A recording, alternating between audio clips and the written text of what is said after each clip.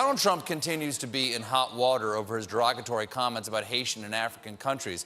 You know your president isn't going that well if one of your biggest accomplishments is getting NPR to say the word hole. Frankly, I think if the critics of the president were who he said he was, why did NBC give him a show for a decade on TV? Sarah Huckabee Sanders attempted to defend the president against charges of racism. Coming up, Stephen Colbert takes on Sarah Sanders' claim that childless women can't lead. We've got analogies that'll make you laugh, examples that'll make you think, and jokes that'll make you question everything you thought you knew about political qualifications. Before we move on, I'd like to ask you a small favor. If you appreciate this content, please take a second to like this video and subscribe to the channel. Over 98% of you watch the videos without subscribing. It costs you nothing, but it makes a huge difference to us. So did you click the subscribe button? Great, thank you so much. Now back to the video. But that's not all. We're also diving into why some politicians are using baby talk to avoid real issues. Trump's policies are making tempers flare all over the country. Case in point, White House press secretary and woman realizing too late what the fortune teller was trying to warn her about.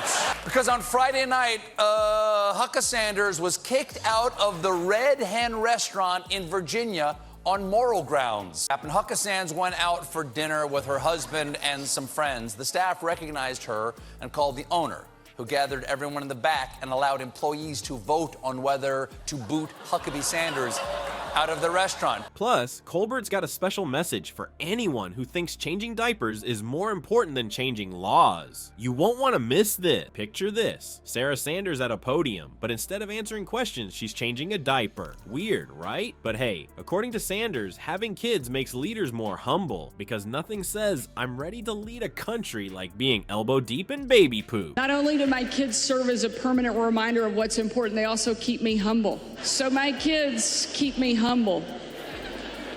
Unfortunately, Kamala Harris doesn't have anything keeping her humble. But does having kids really make you humble? Colbert's not buying it. He points out some pretty unhumble parents in politics. Oops. It's like saying eating a salad makes you a health guru while scarfing down a Big Mac. Let's play a little game called Who's More Humble? In one corner, we have a tired mom who hasn't slept in 3 days. In the other, a monk who's taken a vow of silence. Who wins? Plot twist, it's the monk. Turns out not talking at all is more humble than constantly bragging about your kids' soccer trophies. Here's a fun fact for you. Some of history's greatest leaders never changed a diaper. Queen Elizabeth Whittier, never. George Washington? Nope, they were too busy, you know, leading. It's almost like there's more to running a country than knowing how to use baby wipes. But wait, there's more. What if changing diapers was actually a job requirement for politicians? Imagine debate night, and now candidates, you have 90 seconds to change this diaper while explaining your tax policy. Go! Now that would be must-see TV. Colbert, being the comedic genius he is, drops this zinger. Nothing teaches humility like creating a smaller, dumber version of yourself to boss around. When the owner quietly informed Sanders that she made the staff uncomfortable,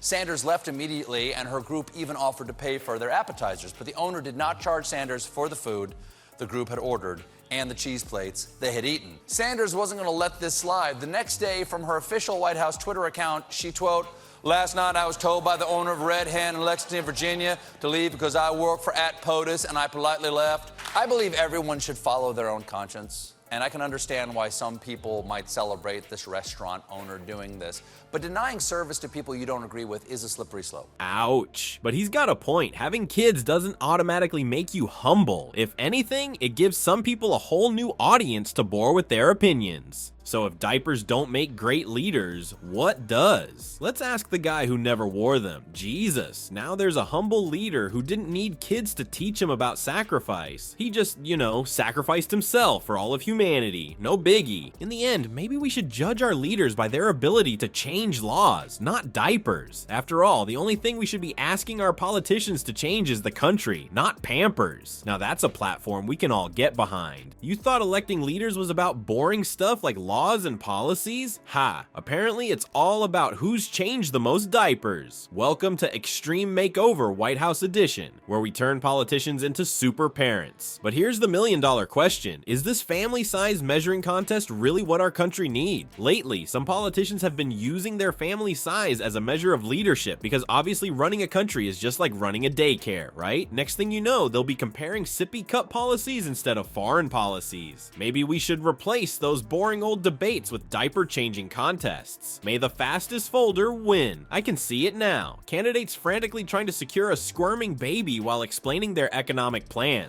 But free cheese, free cheese, free cheese, free cheese. Yes, yes.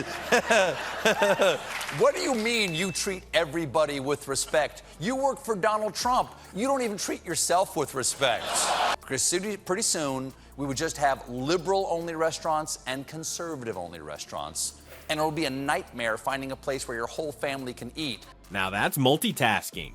But wait a minute, what about all those pesky little things like, oh, I don't know, actual policies? You know, the stuff that affects millions of people's lives. It's almost like some politicians are using this family values talk to distract us from the real issues. No way, politicians trying to pull a fast one on us? That's never happened before. The plot thickens, folks. While we're arguing about who has more kids, real issues are getting ignored. It's like we're all watching a cute puppy video while the house is on fire. Sure, the puppy's adorable, but maybe we should deal with the flames first? But no, we're too busy debating whether having twins makes you twice as qualified to handle international diplomacy. Stephen Colbert, in his infinite wisdom, drops this mic. We're debating who changed more diapers instead of discussing laws and policy. Ouch, that's gonna leave a mark, but he's got a point. When did most likely to have a minivan become a qualification for running the country? It's time to wake up from this bizarre political lullaby and face the real music. The soundtrack might be less rockabye baby and more we will rock you, but at least it's about actual leadership, because let's face it, the ability to handle a toddler's tantrum might come in handy in politics, but it's not exactly a substitute for, you know, governing skill. So next time a politician starts bragging about their family size, maybe we should ask them about their plans for healthcare instead. After all, the only family we should really care about is the big dysfunctional one called America. And trust me, that family needs a lot more than just a diaper change. Well, folks, it looks like we've reached the end of this diaper-filled political saga. Maybe it's time we judge our leaders by their ability to change laws, not pampers. What a concept, right? Here's a wild idea. What if we cared more about a candidate's vision for the country than their family album? I know,